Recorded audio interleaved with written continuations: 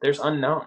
You have to realize that when you need to be the most optimistic is when there's unknown.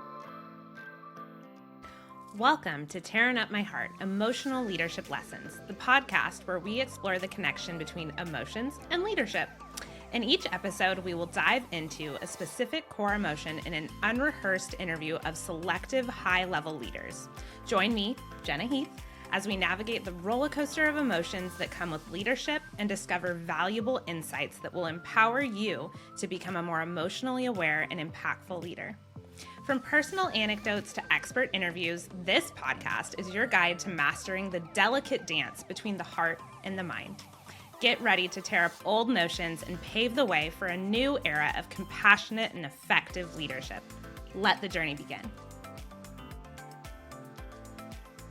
All right. Hello, everyone. Welcome to episode 2 of Tearing Up My Heart, Emotional Leadership Lessons.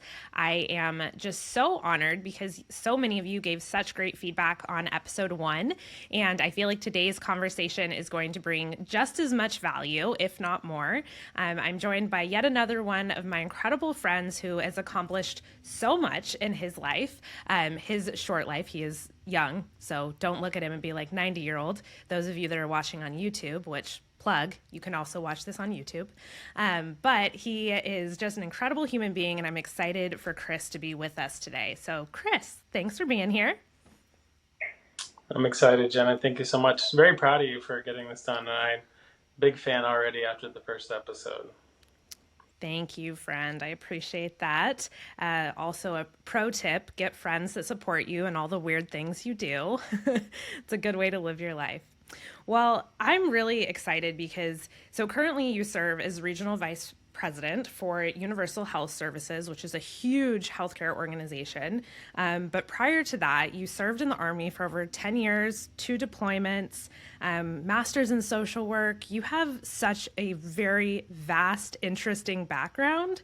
But I think one of the things I find most interesting about you is your service during the Route 91 Harvest Festival here in Las Vegas, which, trigger warning to anyone listening, we may touch on that subject. So if you have any trauma in regards to gun violence, I suggest maybe you skip through some parts.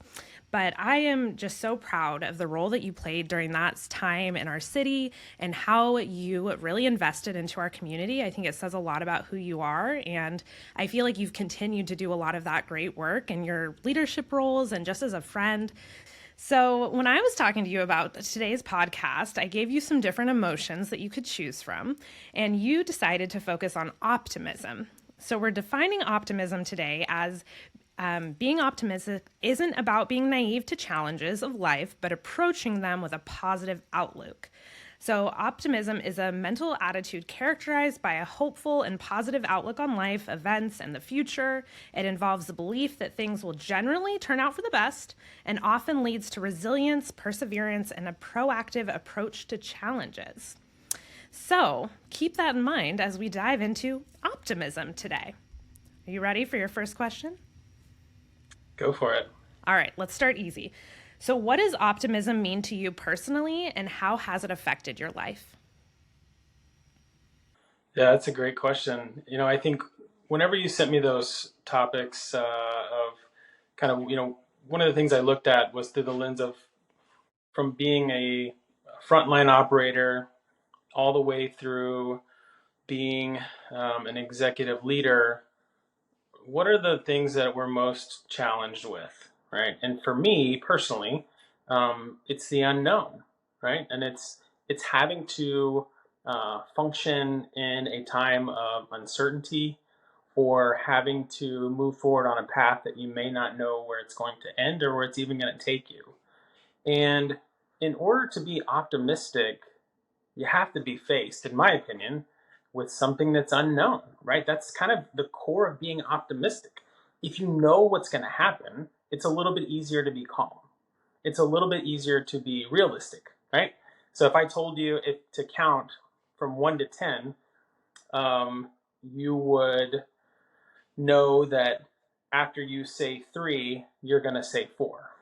Now, if I told you that I'm going to give you a mathematical equation that I want you to solve in your head, you can be really pessimistic and think, man, I'm really not good at math. Or you could say, from an optimistic standpoint, I hope that I get something that I know, and if I don't, I'll take it in stride and kind of react to whatever is said. And so I really was drawn to the kind of the aspect of optimism because I do think it's really overlooked, especially when you look at where we've been the last 4 years, not even just in healthcare, but as a country, COVID has hit us so hard in the way that we live our lives.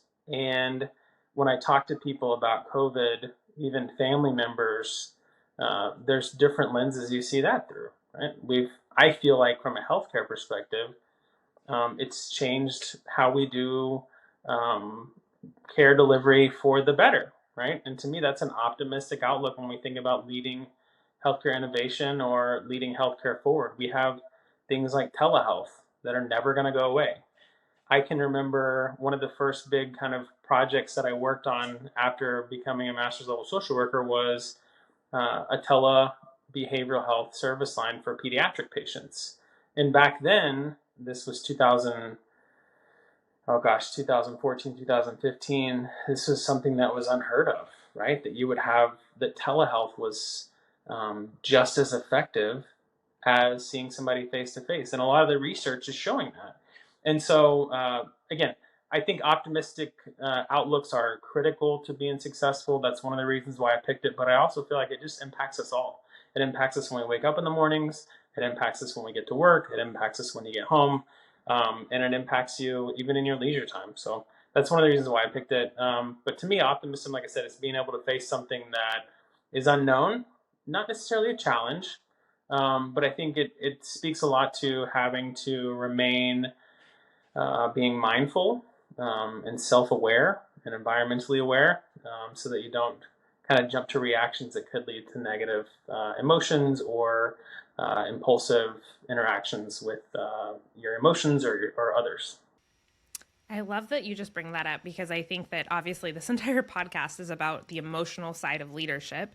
And I find that more often than not, even really great leaders jump to emotion pretty quickly and don't have the wherewithal to kind of pause and say, wow, I am feeling this way.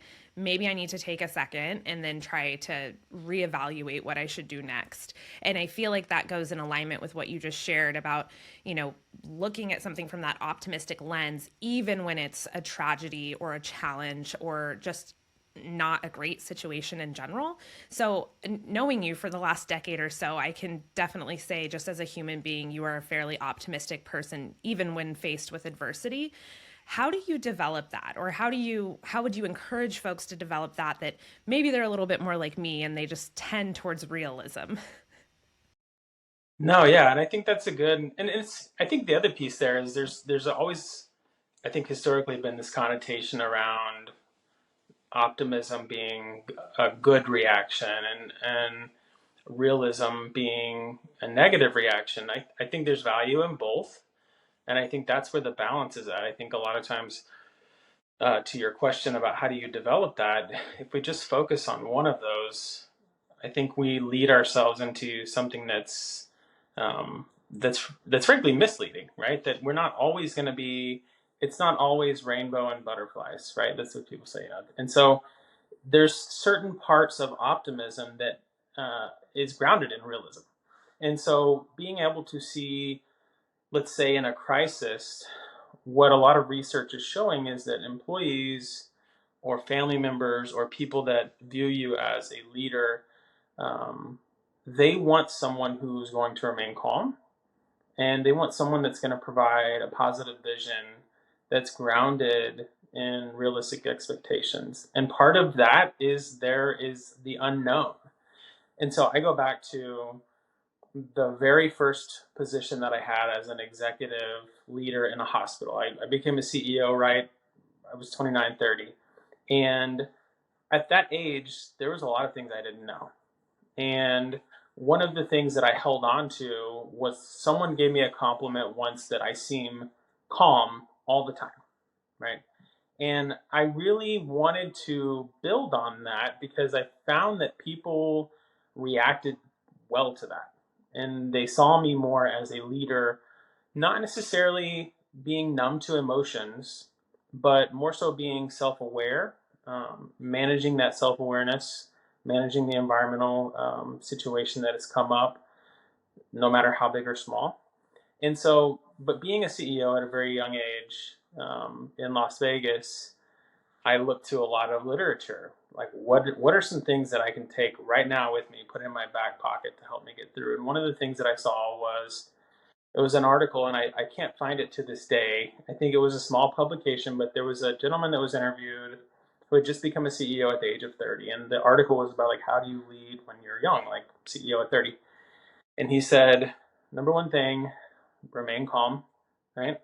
Um, and number two is, as long as you know the things that make your team successful, what they need to accomplish those tasks, how to get those things to them, and how to track their success, you're gold. Everything else comes with experience. And so I've taken that in a lot of different ways. I've taken that from a technical standpoint. When I'm hiring leaders, I look for them to be able to function in their job, but also, what is the attitude that they're bringing to the team? Are they going to be someone that when the going gets tough, they shut down and are pessimistic, or don't want to work with anyone because they kind of crawl into a space where they don't want to be bothered, right? As a leader, it's difficult to do that. It's not a wrong or a right.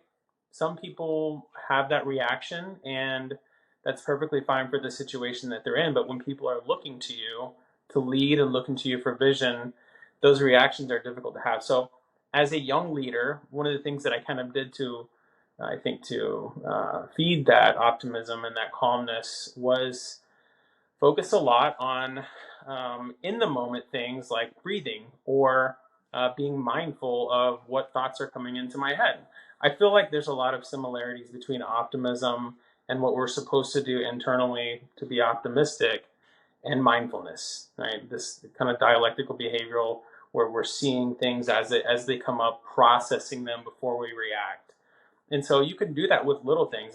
As you mentioned, I served in the military. I deployed twice to Iraq to provide behavioral health care. And what that does to those that have provided care overseas is you're experiencing the same things. I was going through the same mortar attacks, and I was going through the same relationship and communication problems that the soldiers that I was counseling were going through. And so having to really get ahead of those and understand, okay, I'm teaching a class, or I'm telling these troops every day what's going on physiologically, what are the thoughts that are popping into their head to lead them to impulsive behaviors.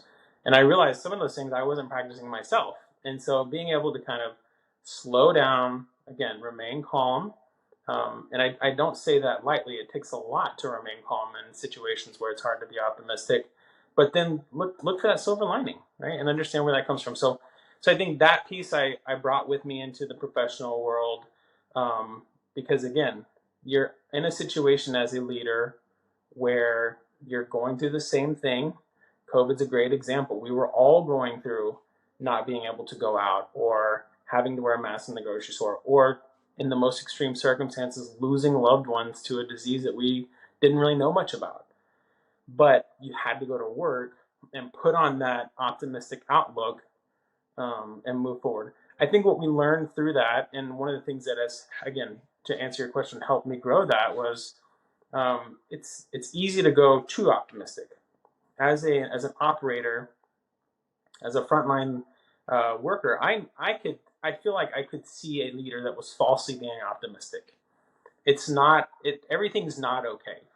People don't want, in my opinion, and what I think what research has shown is that people don't want a leader that's going to come in and tell them everything's going to be fine. That's not optimism. That's being unrealistic, right? And so optimistic is, guys, we're going to get through this.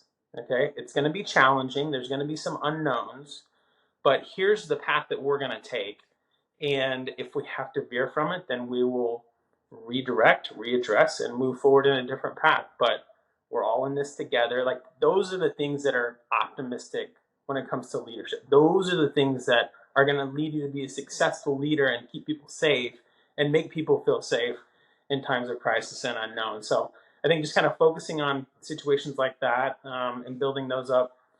I don't know if we'll touch on it, but when we talk about the heart, the music festival, I felt like we as a team had worked on those things in smaller situations, whether it was a staffing crisis where we could have really freaked out, where we came together, remained optimistic, were able to get things in place so that we could prove, to ourselves and move forward in our mission in a safe manner.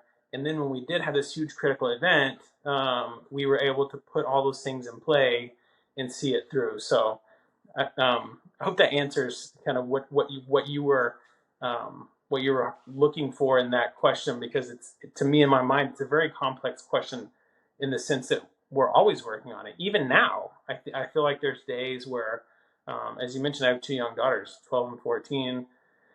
One's a seventh grader, one's a freshman. I'm getting put in situations I've never been in before, right? And having to kind of understand, okay, this is unknown. Let me take a step back. We're going to get through this. Let's make sure we have the right vision going forward. So Yeah, I gave my dad a shout out on episode 1, but I guess he's getting another one on episode 2. I was raised by a single dad for the most part, and I know you're not single parenting or anything like that. And shout out to all the moms of the world. They do a very important job. But there is something about raising teenage daughters as a man. I just give so much respect to those men because that is not easy. I was something when I was a teenager. So, kudos to Mike Heath, that's for sure. But and to that, I will say, I don't think it's just daughters too, though. I think I remember back when I was a teenager and the things I put my parents through and all the uncertainty there. So yeah, I think we can all say some of that from when we were teenagers. That's for sure, for sure. But I briefly want to touch on, you have a slightly humble brag there, CEO, 29, 30 years old. And I often hear you underplay this, but that is such a big deal. And I think something that so many people strive for is those titles at a young age. And I know that, that's actually when you and I first met and kind of first started developing our friendship. And I really got to see you walk through so many of those challenges of early level years of high level leadership at a young age and the challenges that came with that. But I do think that to your point of people telling you that you do remain very calm under pressure, I would echo that. And I think that's actually something I've always really admired about you because I really had to learn that skill. I don't actually think I'm a very calm person in general. The amount of coffee I drink certainly doesn't help that particular problem. But I've always really appreciated you for that reason. And I think that it is something that I've heard you often say is that it's something you had to practice. Like that was not necessarily, it is part of your demeanor, but it's something you had to continue to progress in. And I think that's really what leadership is about, is that you have to want to be better at pretty much everything, especially the things you suck at. Like for me personally, I have to work to remain patient and calm all the time because those are not strong areas for me. And I really appreciate that when I see that in other leaders, that I'm like, oh, you're trying too. Like you are actually trying to continue to get better. And I think that says a lot about who you are as a human being. But I wanted to kind of, we started going down this route, but one of the questions I had for you is if you could share how you remained optimistic during the music festival. I know that obviously, a lot of my listeners, and myself included, as you know, recently went through a school shooting, which was very traumatic. And I remember you were one of the very first people that reached out to me and shared your concern for me and my students and was just like, what do you need? I will be there on a plane. Like, I'm here for you.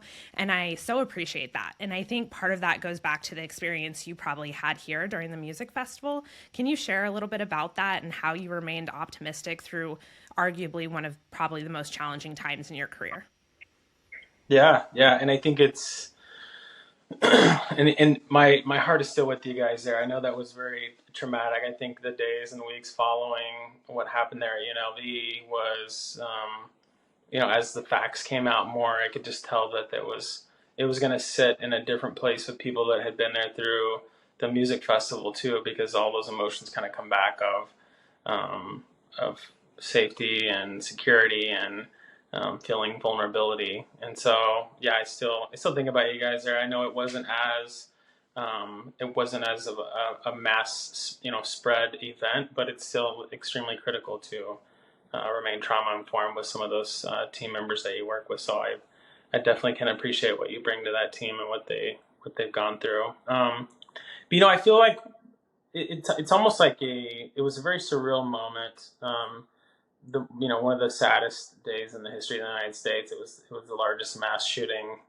ever. And when it occurred, it seemed like everything slowed down for me.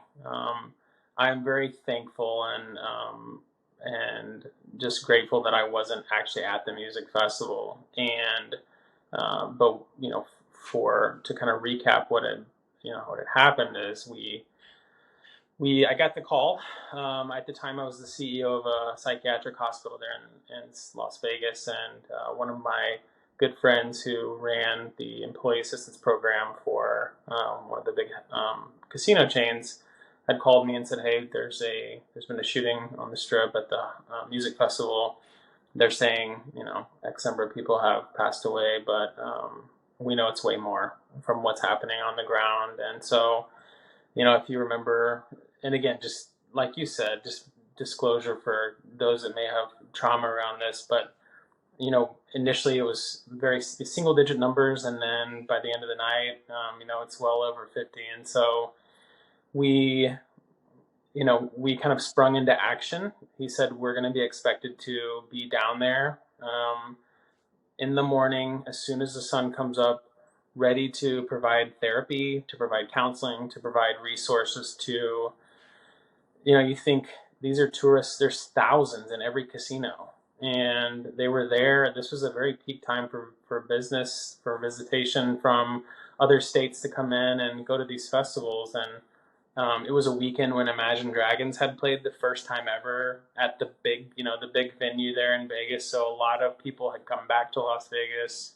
that had grown up here. And so as the stories started to come out over the next few days, I think you heard a lot of bravery, but initially it was just shock. And that was 10 o'clock in the morning. Throughout the night, me and my team, we just kind of sprung into action, knowing that we have tens of thousands of people we have to provide behavioral health care for. It's a definite crisis. Even if we didn't have to do that, the whole town is under a level of challenging emotion and trauma that we've never felt before. And it's not supposed to be this way. This is a fun town. People literally come to that town to have fun and get away from things that are stressing them out in their lives. And this is the most stressful thing that's ever happened for the majority of the United States. And so so we were able to put together, though, a team to go down at 6 a.m. And I still remember driving my SUV with, full of therapists down to the Strip as the sun was coming up. Nothing had been,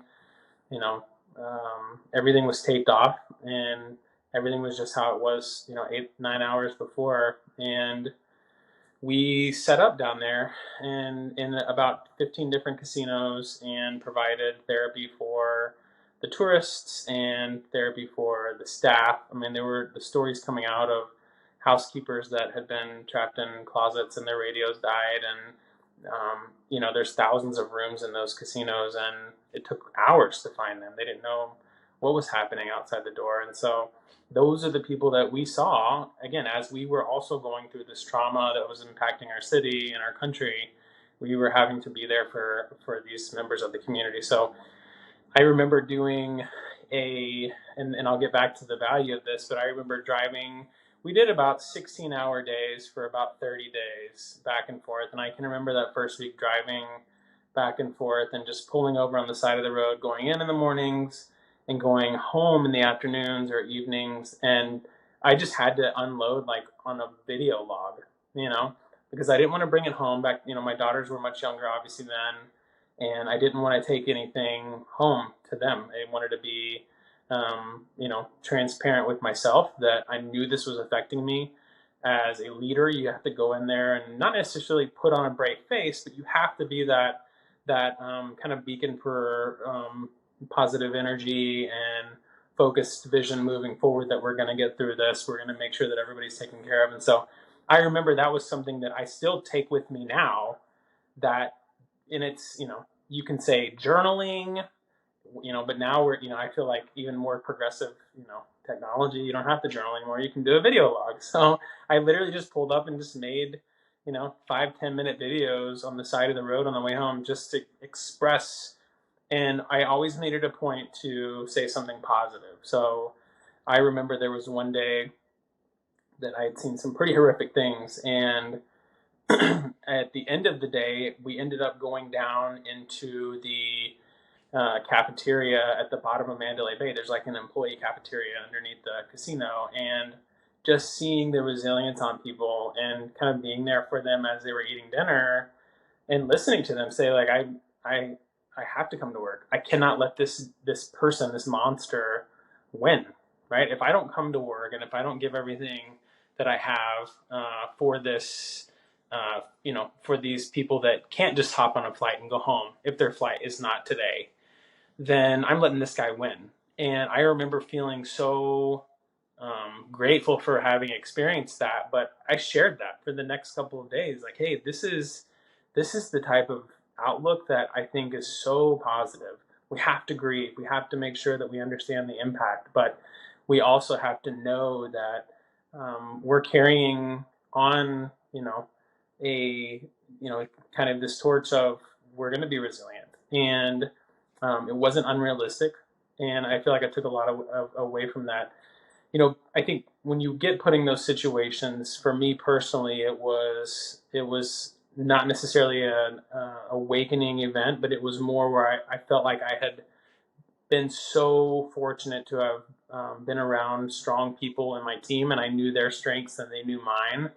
That the optimism and the calmness came with some security and confidence that I knew what my capabilities were. I knew what my limitations were, and they knew theirs and mine as well. And so I think when I think back to that night and the next 30 days, it's just one of those things that it's almost like a moment where everything came together, that I felt like I had been trained on, and I needed to be there for the city. I remember one night saying, we witnessed, as a team, we've witnessed the city lift itself up, right? And commit to never letting our neighbors suffer alone.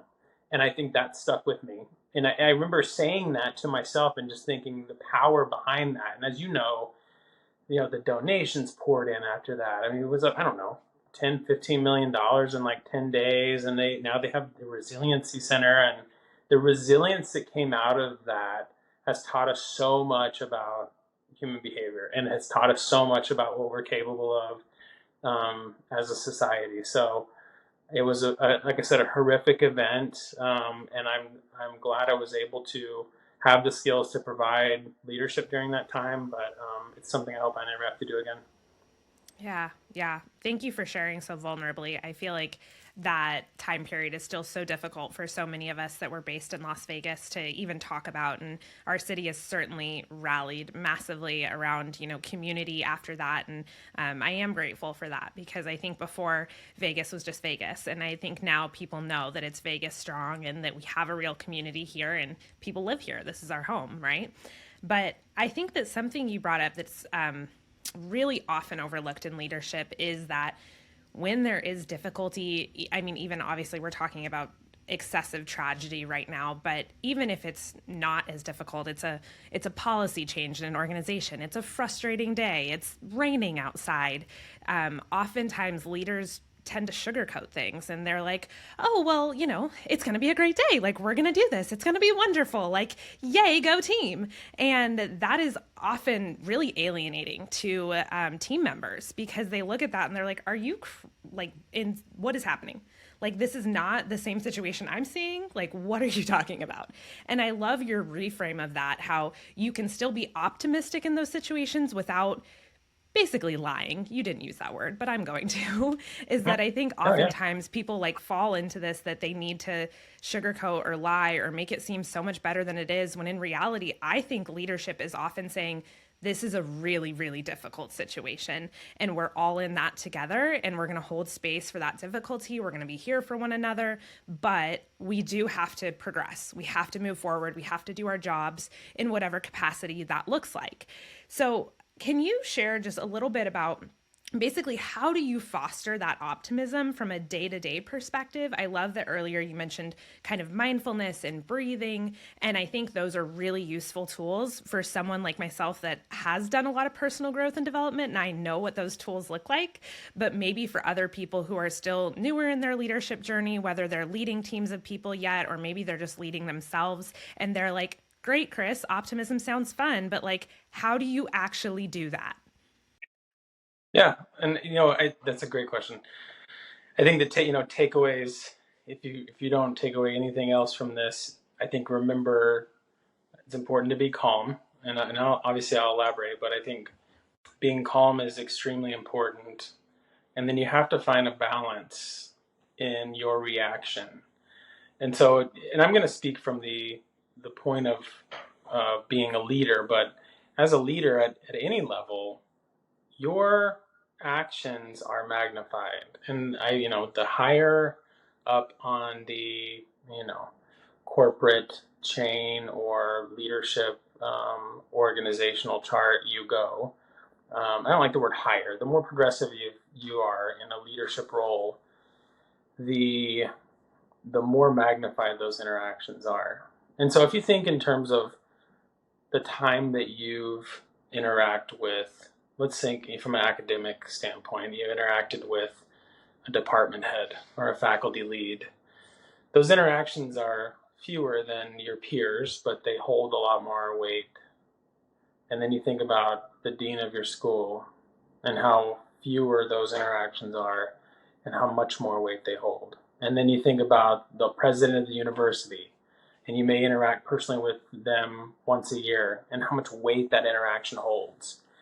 And the same goes for leaders. And the people that we lead, or even the people you don't lead that just interact with you, if you appear in a time where optimism could be valuable, if you appear impatient, think about the policy change you mentioned, or if you appear fearful or frustrated, the people that are around you or look up to you or that you lead are going to sometimes emulate that, right?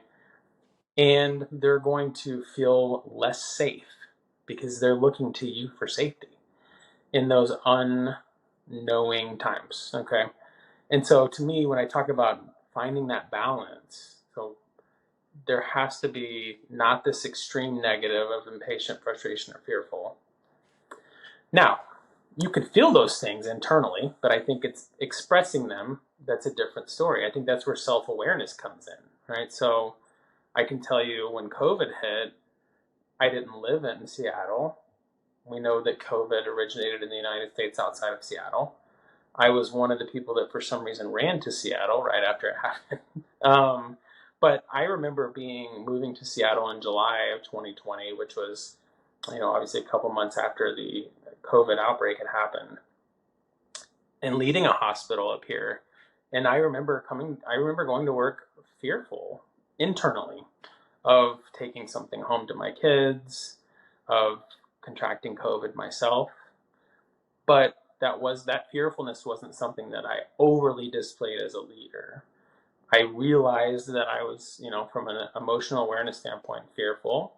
I challenged that emotion and trusted the PPE that we had and the precautions that we had in place. And so I was able to, I feel, move forward, not displaying those extreme emotions. Now, I think on the other side, excessive confidence, we'll say, can be something that's detrimental too, right? And so telling somebody that everything is going to be okay is not what people want to hear. I don't want to hear that from my leaders when I know things are not going to be okay. They're going to be tough. And we didn't know when COVID was going to, people are still passing away from COVID now. And that's not something that, to me, that's the other extreme. So finding that balance between the excessive confidence and being fearful or frustrated or outwardly impatient with even the smallest things, people are going to feel less safe and they're not going to follow you. So to me, finding middle ground and remaining calm are two big takeaways. The third takeaway is there's unknown. You have to realize that when you need to be the most optimistic is when there's unknown.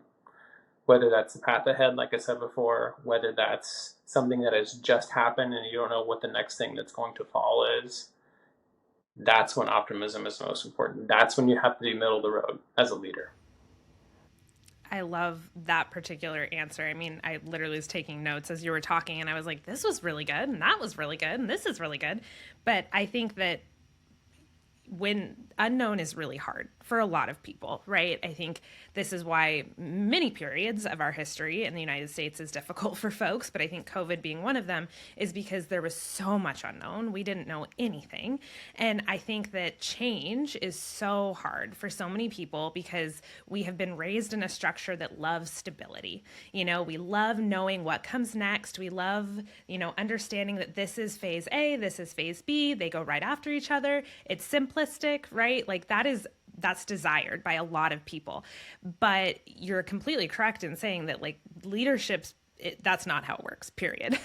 It's very, very rarely ABC in leadership. Managing projects, sure, maybe. Managing people, definitely not. It is never as easy as ABC. It's like A, Z, D, E, L, R, and then maybe J, right? And it's chaos. It's utter chaos in the best ways, but it is. And I think that something I wanted you to speak a little bit more about is basically reining in those emotions and how we display emotions, because I think that is a challenge when it comes to unknown, is that people immediately want to jump into like, how are they feeling? How are they feeling? How are they feeling? When in reality, like, sure, internally, you could be like, whoa, this is a lot. I don't even know how to process what's happening right now. But that does make people feel unsafe, and it makes them feel like your leader isn't stable and that they can't count on you. And that's the polar opposite of safety, right? And so I think all of us are looking for leaders that we can count on, that we know are reliable and accountable, and that we can trust. And I think a lot of that goes to emotional regulation and showing up consistently as the same person, and that folks know that they can count on us. So can you talk a little bit more about that, of how do you kind of walk that really delicate dance between showcasing, hey, I'm a human being, I have emotions just like you, and being vulnerable through those, but also I want to be consistent and stable for you so that you know that I can handle this. I'm going to be okay. I'm not going to fall apart at the seams. Yeah, I love everything you said, and I had all these things that were popping in my head, so I hope I'm remembering them all. But I at the core of this, and you touched on it a little bit, is you have to be vulnerable, right? So what I don't want people to think is that being optimistic is that you're not the emotional in front of your teams, right? You have to be vulnerable. So what I mean by that is, it's okay to be scared when something scary is happening, and saying, "Hey guys, like I'm just as scared as you are, but here's what we're gonna do to get through it." I think the other piece of being vulnerable is listening to feedback. And the biggest takeaway I can tell people when they say, how do I work on this? How do I hone this in? If you listen, people will tell you how to do it. I'll give you a perfect example. As a leader, as a father, I continue to struggle with wanting to solve problems that people bring to me. Okay. And I've had to realize, and I have to continue to remind myself that, people don't often bring problems to you for you to solve. They want you to listen, and they want you to be there, and they want you to, if not provide encouragement, then just be empathetic, right? And I've gotten that feedback from a lot of people. My daughter, I've gotten that feedback from people that I work with.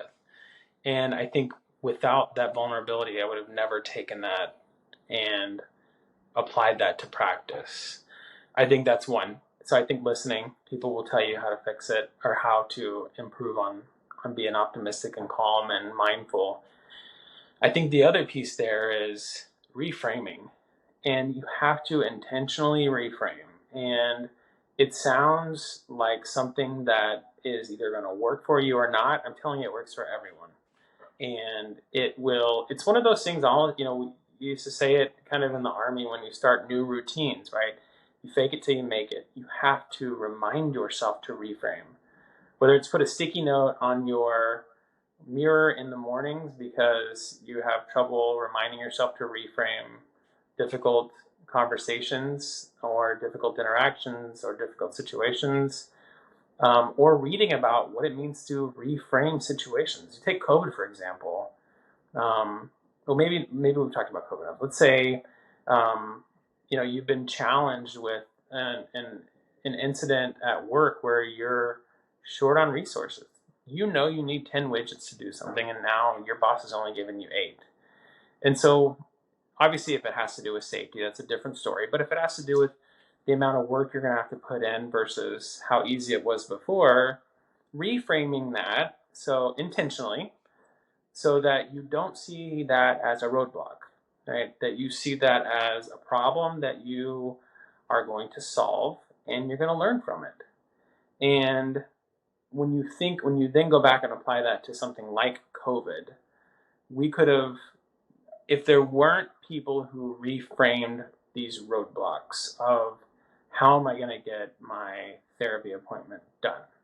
Or how am I going to, um, you know, counter going to class when I'm sick, or as a professor if I'm contagious, but maybe I'm not showing symptoms. If we didn't have people that saw those roadblocks as opportunities and problems to solve and learn from, we wouldn't have telehealth. We wouldn't have online classes at the rate that we do now.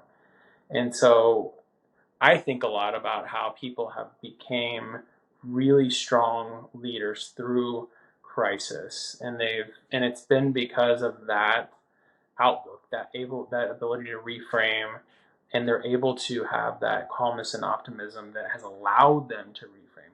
If you tried to, and maybe that's too forward, if I feel like if someone tries to stay calm and reframe when they're feeling an intense amount of fear, or they're being extremely impatient, it's impossible. And so all of those things kind of go together, right? So being able to be mindful when something happens, I suffer from PTSD and PTSD symptoms, and when I first came back, it was rough. And so when I would hear a loud noise, I would initially get these physiological interactions or emotional kind of dysregulation that would occur. And over time, working with someone, I've been able to see those things as they come up and feel like, okay, I'm aware, my heart rate is going up. This is why I feel like a little sense of anxiety or impending doom, and walk through that and talk about in my mind how to reframe those things. And so, but initially when I was fearful or frustrated or impatient, there's no way I could have reframed. And so it's a balance. But again, I think calm, walking that road, listening to feedback. There's a huge vulnerability and humility in listening to feedback, especially as a leader. Um, and Jenna, you and I have often, I think, going back to the very first time that we've met, this has been one of the core aspects of how we've both grown as leaders. Is leadership now. Those that are successful are vulnerable and have humility. And I firmly believe, we talked about being young leaders, I think you see leaders so much more mature. Not saying that I'm a more mature leader, but I think that you see leaders mature more on an enhanced level because they are vulnerable to learning feedback more. And there's not that one size fits all way to leadership where you need 40 years of service before you're an expert in something.